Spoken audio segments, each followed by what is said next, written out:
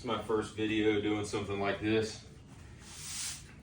So, got a little bit of stuff going on with the bike today. We're gonna change the rear tire, because this one's pretty roached.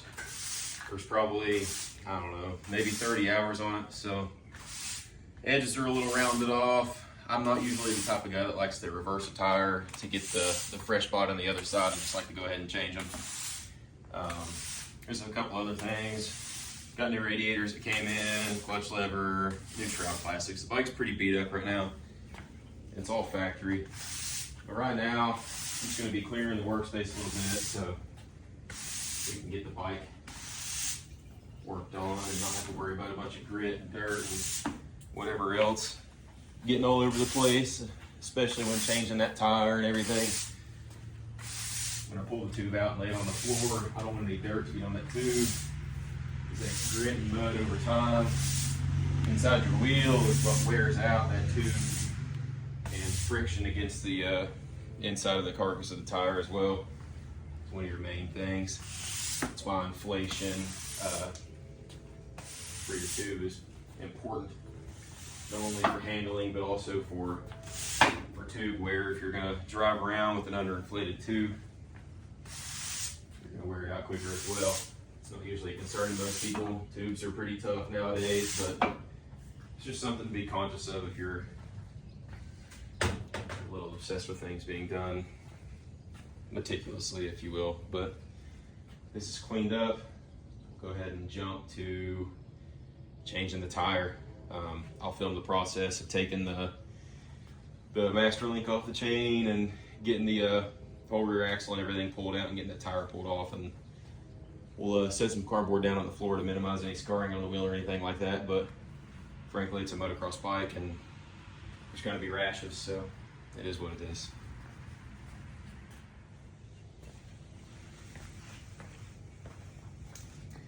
Alright, we'll be doing a little unboxing of sorts, if you will. Sorted a few things from Rocky Mountain, as mentioned earlier. Great place to order from. Pretty close to my house too, so shipping is usually very quick. Let's see what we got in here. See what came in. There's a few different shipments, unfortunately.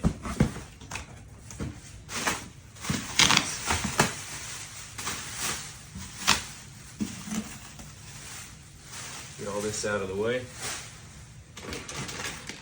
Spare tube. I'm a serial tube pincher when changing tires, so got to keep a spare on hand to hopefully retain that OEM tube, being as low hours as it is. But if I make a mistake, then we got to back up. It's just your standard heavy-duty Tusk replacement for the size tire that's on here. So another thing, fresh air filter from Twin Air. I really like it. We have one of these 3D printed air filter housings that has a bit more of the dome shape instead of the flat one. The 3D printed air filter housing also gets rid of the backfire screen for a hair bit more airflow. Got a new Myers radiator here because the Cowie radiators are like $300 some a piece for some reason. That's outrageous. And then finally, the Streamline Reflex clutch lever. The OEM design for these clutch levers on the Cowies are pretty bad for the 24 and ups. Any up and down pressure at all, it snaps it, because the pin that goes through the knuckle and the lever where it mounts together on that lever design is not much material there. So any sort of up or down pressure it gets, it just breaks it. I've broken 5 of them. Yeah, that might say I'm a bad rider, but I mean, I've never broken that many levers on a dirt bike before. But yeah. Obviously, since I got new radiators, the old ones are pretty smashed, and the Cowie plastics break easy anyway, so I've got new shroud plastics too. Just your standard Cherubies replacement plastics, no graphics or anything. That's going to come at a later time. Yeah, there's that. And then the sweet Dunlop MX-34. Just such a great tire. I'm a huge fan of Dunlops. They've always done me well. It's a very consistent tire. I don't have to worry about it doing anything weird or unexpected. keep my air pressure consistent in the rear. Usually like to run about 12.5, 13 PSI in the rear, and 13 in the front, 9 times out of 10. So let's just get this bad boy unboxed. The feeling of a fresh new tire is just something else. They look so good too, especially when you finally get it on the bike compared to the old tire. We'll do sort of a wear comparison, new versus like 30 hours or whatever it was. I'm really looking forward to it though. Fortunately with work, I'm gonna have to lose a bit of riding time this year, but it's part of being an adult when you gotta work a full-time job. Maybe one of these days I can be my own boss. We'll find out eventually. These tags kind of cut off here a little bit. So this is the 120/80/19. That's what goes on the 24 model KX 450s, and probably all the way through 26. I'm sure they're all the same tire size. It's more of a mid-soft tire.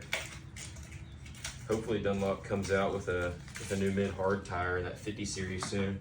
I know they're trialing some sort of Scoop hybrid blend between your standard motocross tire and the Scoop tire for mud and sand. So hopefully that comes out pretty good, because when Tomac was running that was pretty cool to see. So hopefully the consumers can get a tire like that soon. Also like how Dunlop's doing spec tires now too, and the consumer has the chance to be able to break into something like that. It's very cool. We're starting to have access to stuff like this. They're listening. So you can see exactly here what I'm talking about with that lever design. It's very, very thin. That's my index finger for reference. Any sort of upward or downward pressure, it basically just snaps off right there where it attaches to this knuckle, and it's a very bad design. I'm not really sure why they did it like that, but thankfully on the Streamline Reflex lever, and I'm sure the ARCs are like that too, and the SV levers, they're a bit more beefed up, quite a bit more metal there. Sort of a machined aluminum piece there, which is very nice, can be very strong. Hopefully it's a good grade of aluminum. And you can see there's a bit thicker material area here around where it mounts into that knuckle. So ideally this one shouldn't suffer the same consequences of the stock lever. I'm sure whatever alloy they're using, aluminum alloy, is probably pretty dang cheap. So do better, I guess. So I decided not to film getting that off. It's a very simple process. You get a flathead screwdriver here, and you basically just bust this keeper pin for your master link off of the chain. Then you just pull half your master link off. You pull the other half out the other side, and then you grab a crescent wrench or a socket, and you bust this nut off here, and yeah, you basically just shove the axle out the other side. If you take care of your equipment and you grease everything like you should have grease or film left on your axle, and it's very, very easy to take out. As you can see, this has been serviced recently. So I do take care of my stuff, as should you.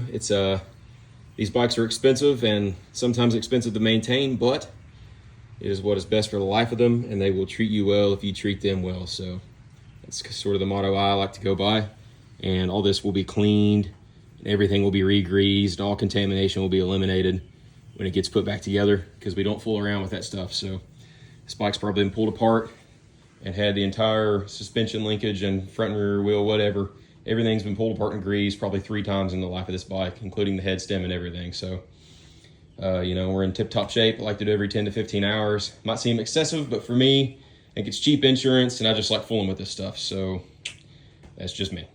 So you might look at this tire and think, oh, that's not terrible. That's not too bad. That's not too bad. And then you look at the new one and you're like, okay. You can sort of see the depth of the wear bar there. It's really not too bad. But you get them next to each other and you can see just how worn this tire is. This is going to be probably the biggest jump in performance that I can do for this bike, honestly, in its current state. So I'm pretty excited about that. Very aggressive looking tire. I love it. The square edges just make everything look so nice. fresh collar stripes on there. You know you got a good fresh tire. It's just got that nice new sheen. So I'm very excited for that. And we'll just get into changing this tire. It's going to be a time-lapse format because, frankly, I'm kind of bad at changing these tires. I know how to do it and get away with things, but we're going to see what's going to happen, so just bear with me.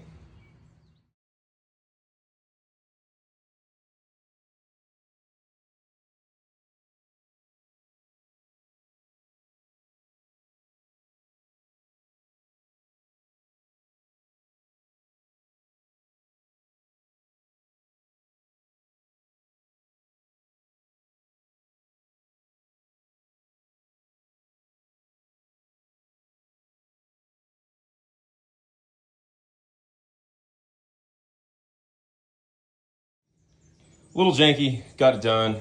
Tube doesn't have a hole in it so far. I think the biggest challenge for me is just going to be getting it back in there.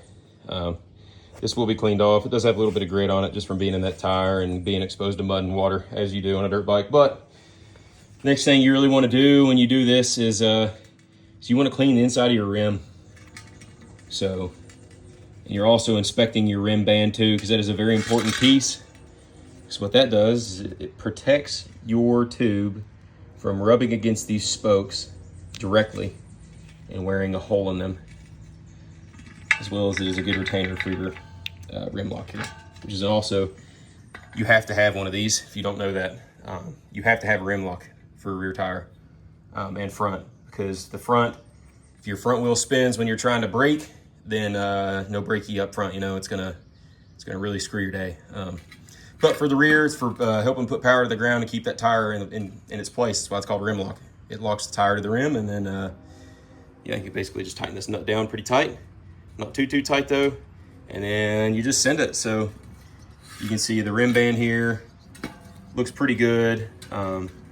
Nothing I'm really too concerned about. So now at this point, it's just rinsing this rim down and getting it back into tip-top shape. I'm gonna go grab another water bottle and just kind of get it rinsed. Actually, tell you what, I'm just gonna take out the water hose. I'll be back. Okay, so something else to be cognizant of is inspecting your tube too. As you can see, this one's in really good shape. I went out to the water hose and rinsed them all off, so it's in really good shape. But you're looking for any gouges, rips, tears. See these lines in the tube from the mold? Kind of gives you a reference to see how much your tube is wearing too.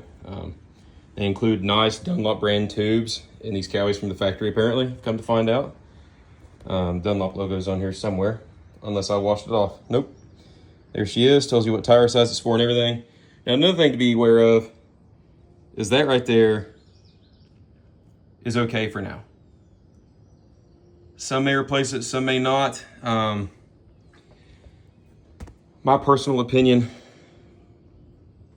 I think it's okay. It's just a little bit of corrosion. It's nothing terrible. Definitely should last till another tire gets put on. So not really too worried about that. Some may disagree, but I'm gonna run it. All right, so this is gonna be in real speed because I hate myself, and I'm gonna show you how bad I am at putting the tire on. Oh, sweet mother, please bear with me. I really hope I don't pinch this tube putting it back on. Everything's lubed up, call me Diddy. I mean, we're gonna see what happens. I mean, if I pinch the tube, guess what? I get to take it back apart, and I get to do a hobby of mine, which is also working on one of my other hobbies. So it's really a kind of a win-win situation for me. It does cost a little bit of money though, although the tubes aren't that much. So forgive me. It's been a while since I've had to change a tire, so I'm a little rusty, but I get the concept, and that's arguably the more important part. So let's get this going. I'm gonna dry out the inside of this tire actually before I get too carried away, because it's good to have lubrication, but when you're holding water in your tire, it's not really a super great thing. Can kind of cause an unbalanced feel and whatnot. So it's good to just kind of wipe it down a little bit here, and another good way to keep my tire lubed up and ready to go to be put back on. Lube is important for this part of the process because, oh man, Putting things back together dry makes it easier to pinch. If this is able to slide back into place, you know you're golden. So rule of thumb with this is to have like barely any pressure in your tube. You just want a little bit though. But step I'm not telling you is to get it in there first, and then you're going to want to apply just a little bit of pressure before sticking the other side of your lip from your tire onto the other side of the rim. That way when you're putting it on there, it has a chance to actually move itself out of the way because of the pressure that's on there, instead of folding up underneath your tire spoon and then pinching. It has a chance to actually deflect and hold its shape. So that's why you do it that way. So I took the valve stem back out. So I'm just going to kind of let this guy deflate a minute. We'll throw some schmooze on there from the industrial size stock that I have and sort of go to town with it. You can disagree with me how I'm doing this. Doesn't really matter. The most important thing is to just make sure everything's lubed up. It's another thing too, with the lube, it gives it a chance to slide out of the way rather than folding as well, along with that little bit of pressure that you're going to put in your tube after you get it in there and one side of your wheel on. You're going to put that last bead on the opposite side. It's a good practice I've picked up on. For me personally, it works really well to not pinch a tube, although it has happened in the past. Yeah, that's really it. So the tube's just going to be sitting off here to the side on this jack handle, lubed up, ready to go. The first thing I need to do is to get that rim, that one side of the wheel or tire mounted to the rim there. So we're going to give her a shot and see how this goes. So the reason I'm using Dawn instead of like Super Clean or something like that is because Super Clean in full strength, because I'm too lazy to water it down, will etch. It'll etch/stain aluminum. So your hub's going to kind of look milky. It just oxidizes. It's not going to look very good. Same thing with your spokes. Like your spoke nipples, I'm pretty sure are aluminum, so it can kind of make those a little hazy too. And as well as like it can also stain paint in that same way. It'll just kind of make it milky looking, and it's not very good in my opinion. We're gonna do what we can though, and hope it works out. Usually I'll kind of put some gentle pressure on one side of the tire here and then shove on what I can shove on, and that's when the spoon will come in. The important thing is you gotta make sure your foot stays on there. So get that first spoon in there, and get this second spoon in here. The key is trying to not take too big a bite.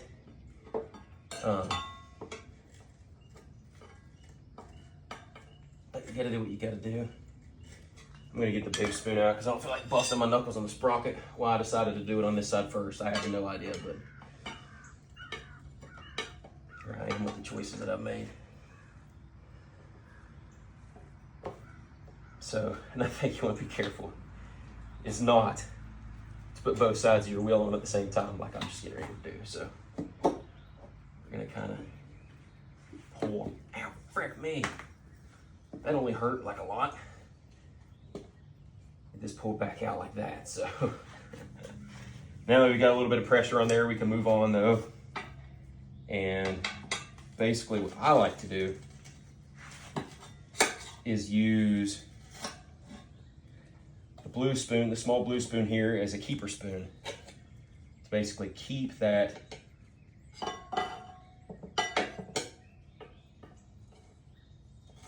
beaded part of the wheel on there.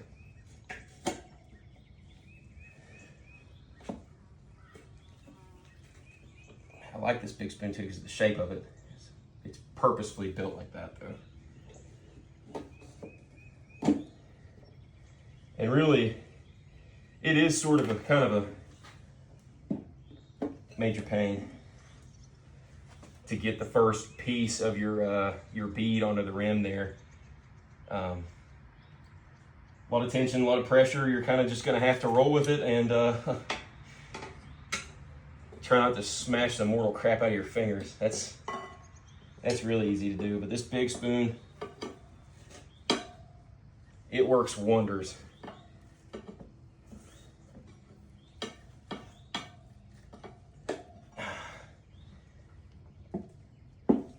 There's tools that you can buy that's better than doing it with tire spoons.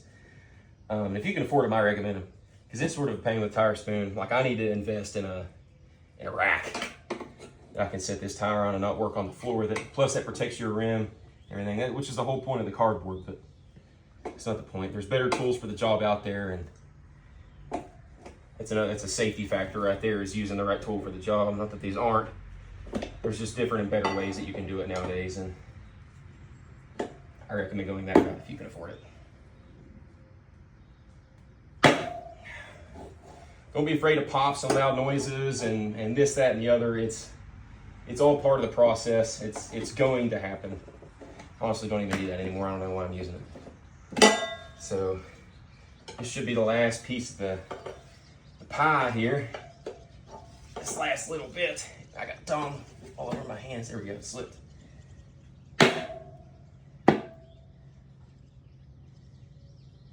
Okay. So now it's gonna be getting this over the rim lock. It's gonna be the next piece of the puzzle. So I'll grab this guy right here. I'll get it curled up like this.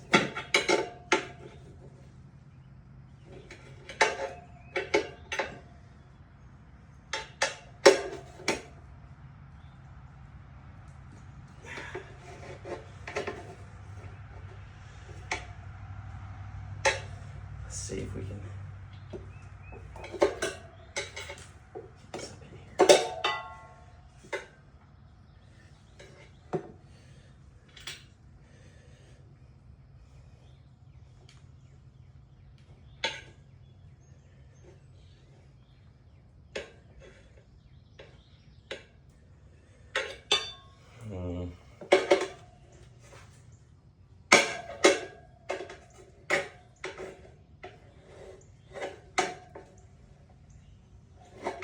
What a pain in the balls, dude. There's probably an easier way to do this, but I just don't know off the top of my head. Son of a gun, man. Everything is sharp on this too. That freaking sucks. Just cut myself. Oh, son of a gun. Aggravating. Let's see if we can get some help in here.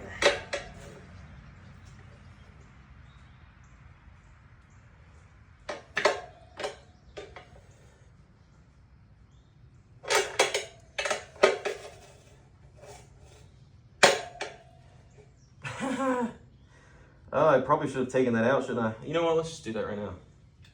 Let's literally just take it out and put it back in.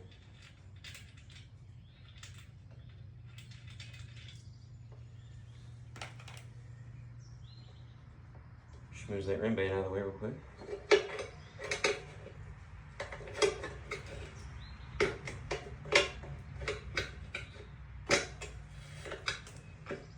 Man, she's not really wanting to go. So we're just gonna work around it. Dang. All right, I'll come back once I get this figured out. This is getting barbaric here in a second. Well,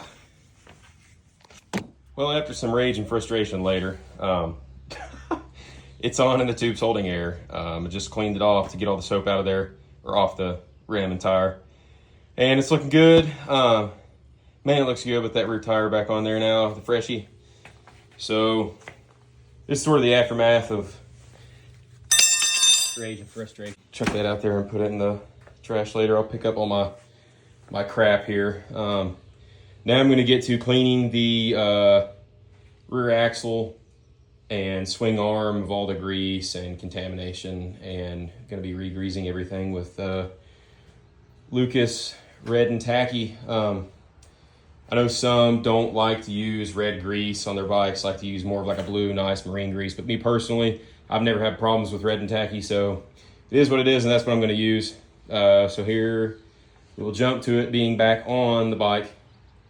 Or maybe I'll film it. I don't know. We'll see.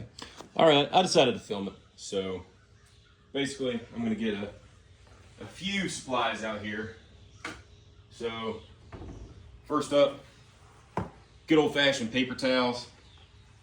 I've got my grease gun over here, don't worry. I'll give it a few good pumps of the handle before I decide to start using that grease, because I don't want contaminated grease going in any surfaces whatsoever. It's what you don't want. So basically I'm just going to clean this tool the best that I can right now. Wipe the tip of it off. Just get a few pumps of grease. Sort of get all that trash out of there. Wipe it off, do it one more time. One pump should be good. All right, so now when I use the grease gun, I should have fresh, nice, clean grease to be going on that axle shaft and everything. So we'll just toss that in the trash. And then now I'll get,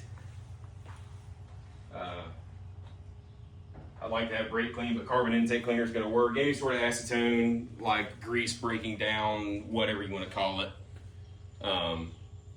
Fluid, cleaning fluid is going to be fine for the task at hand here. So the reason I like to do it like this, it's sort of just good prevention for that axle shaft. Like if you plan on leaving it in your bike for a long period of time, like if you're not too keen on doing maintenance all the time, this is a good way to help prevent your axle shaft getting seized into the end caps for your bearing and seal there on your actual wheel hub. So what'll happen is, where that's also a steel piece, over time, if you neglect your bike, it will actually end up rusting itself in place. And you can see here on the axle shaft how it's got those black streaks on there and stuff like that. That's where the tube inside the hub and the bearings are riding on this too. It also gives you good lubrication there, so you don't wear the inner ace out and end up like having a sloppy inner shaft there on your wheel, which can cause a lot of problems. Make your brakes feel weird. It'll wear your chain out quicker. It'll definitely make the bike feel pretty bad generally overall. So what I like to do is just go ahead and get all the grease off that I can first. I'll kind of set this to the side, and I will slide this, I forget the technical name of it, but it's what presses up against your axle bolts there, or the adjuster bolts for your chain tension. Chain tension or block maybe. I'll just give it kind of like a general wipe like that, get most of it off. That way when I go back in behind with the carb cleaner and such, it'll just be good. So try to spray away from your chain or anything else that's hanging down there. Basically, this gives you a good, clean surface to start over with, no contamination. That's what you want. Spray your threads out, all that good junk. Spraying your threads out helps you get proper torque on everything. When you go to tighten it back down, that way it doesn't back off on you when you're riding, because that's what everybody needs, is their axle shaft getting loose and falling out. Hopefully one would realize before it gets too bad, but you never know. So we're gonna take this and just sort of dry the shaft off and really squeeze down on the threads with a paper towel and sort of just rotate it. You can see the thread-shaped black marks there. It kind of gets some of the dirt back out of your threads. And at this point, like most people wear gloves, I really don't care. I've got paper towels right here. But what I like to do is set the axle on the ground like that. Since it's completely dry, nothing's gonna stick to it. The floor is clean right there anyways, from where I swept earlier. Sort of just take your grease gun and put some grease on there. If you need more, you can make additions, but at this point, then you kind of just schmooze it around on there and make sure you get a good even coating of grease on everything. It just helps with keeping everything from sticking to each other from oxidation. So this is sort of what this process is like.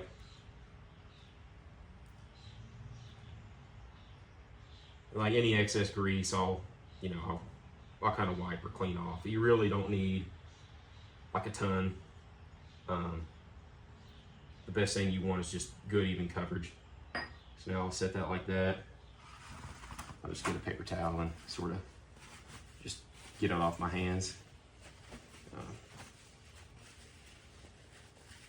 Don't worry, I'll wash my hands with Dawn later and get everything off. But as you can see, my hands are pretty well clean. This stuff's really easy to get off. So at this point, I'll try to get that grease off the threads there. And sort of just off the end of the tube here in general. Just to kind of keep housekeeping good. I mean, it's fine if it's on there, but okay. That's greased. We'll set that to the side there. At this point now, it's a great time to just clean your swing arm and everything. And just get all that schmooze out of there. Tidiness is key with maintenance on your dirt bikes. If you're keeping everything clean, and that's a good show that you actually take care of your bike.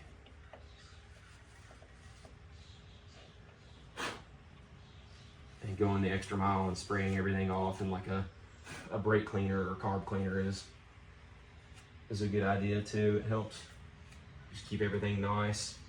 Another trick that has been done on this bike is greasing the actual your chain adjustment bolts here on the actual swing arm itself.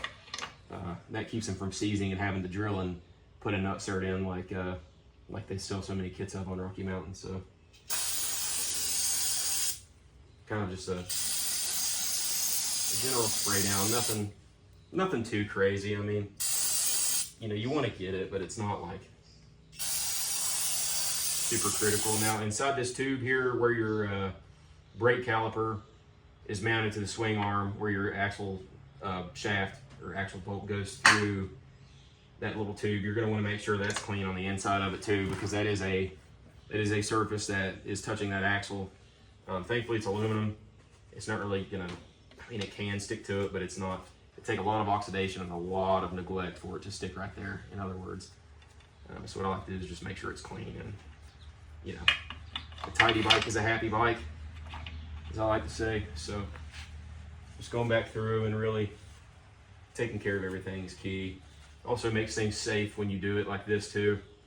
If you're checking your equipment before you use it and really maintaining it like you're supposed to, you're going to get the results that you want out of your bike. If you want a bike that lasts a long time, then do what I'm doing or any other YouTuber may be doing with their setups or whatnot. I mean, as long as the biggest thing is just taking care of it. I mean, really at the root of it, that's all it is. If you're taking care of it, it's going to treat you well and last you for a long time, and that's ultimately what we want. We don't pay 10 grand for these machines to just, let them sit there and not be taken care of. At least I don't.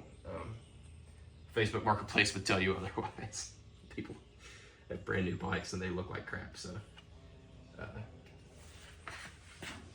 daggone Carpenter Bee just dive bombed me there. Daggone thing. But now from here,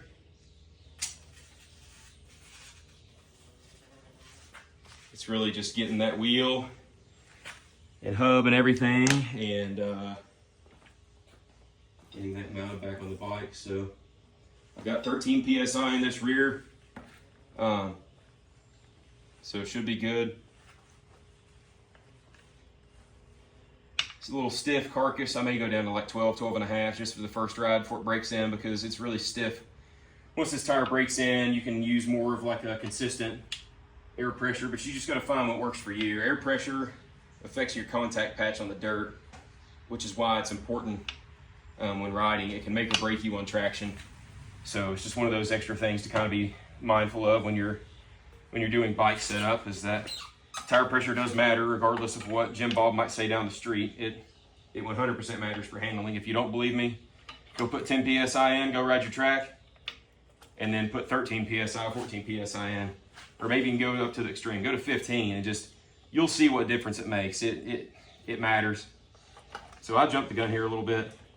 I did not put this guy back on the axle, so I need to do that. you want to make sure you put it on there like that. That way the flat spot of your axle meets up with the flat spot of this adjuster block here, chain adjuster block. So one thing to be mindful of is making sure your axle spacers are in, not hitting on anything and falling off. It always sucks when you get that axle shaft on there and then, oh no, I gotta take it back off because the spacer wasn't right. So it's just something to be mindful of. You can see how smooth that really went in there. Some people really have to fight their stuff.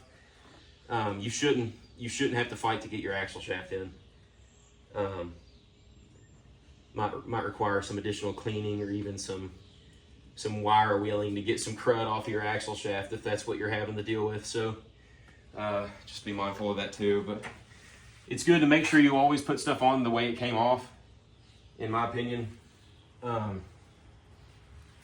it just helps keep everything the way it was, and you know you're putting it back on the right way if you always put it on there the way it came off. So isn't always the case on every bike you get. Somebody may have messed up before you.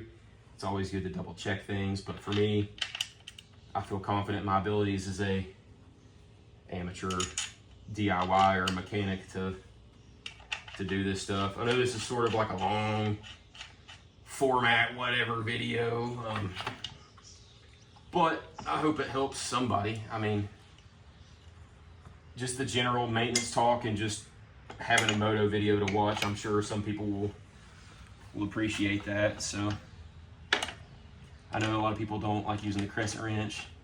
They want to use a true like socket and wrench set, but I have always been the type of guy to use, there goes the speaker, that's good for it.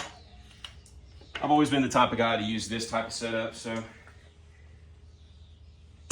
basically just tapping the back of it, making sure it's back where it needs to be, and then just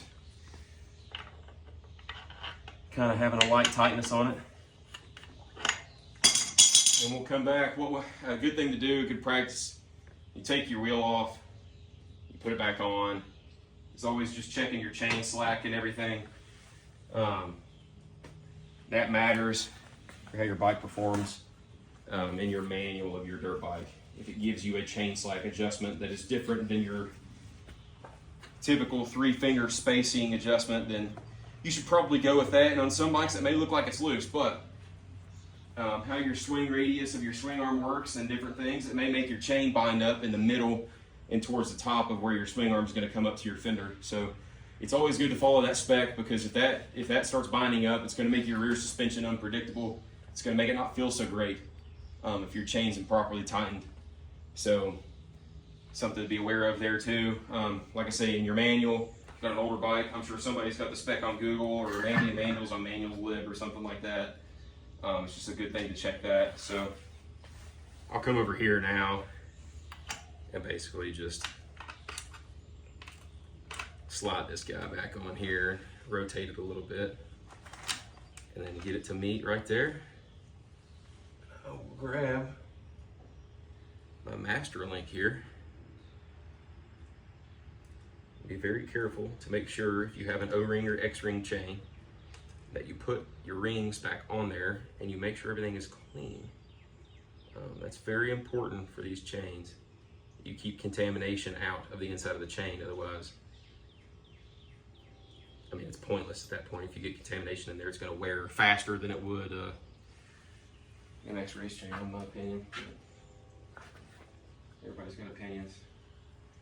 So at this point, I'm going to grab some pliers from over here in the old toolbox and kind of get that master link squeezed on there. If you've ever dealt with an X-ring chain, you're going to know that it can be a pain in the balls.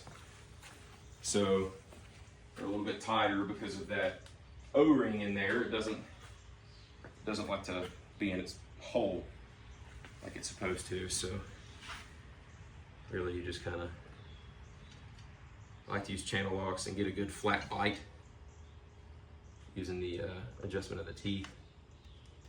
Just kind of squeeze one side on, get in the middle and squeeze it, and make sure it's good there. Just give it a wiggle as you go. So when you put your master link on, you want it to be this way. So you want the back side, the closed side of your master link to face, it's gonna face the chain rotation, right?